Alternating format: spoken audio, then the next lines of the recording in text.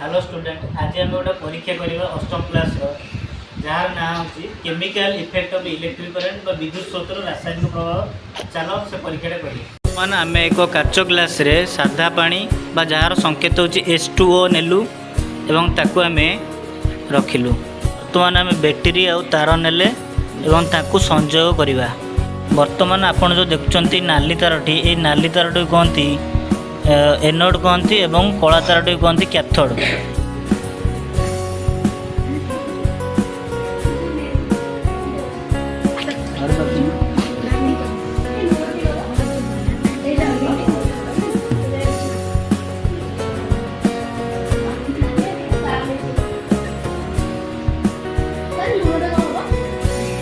तो माने जो गैस टी बाहर गैस टी ना हूँ उद्जान गैस एवं नाली तार पटे जो गैस टी बाहर से गैस टी ना हूँ ऑक्सीजन गैस।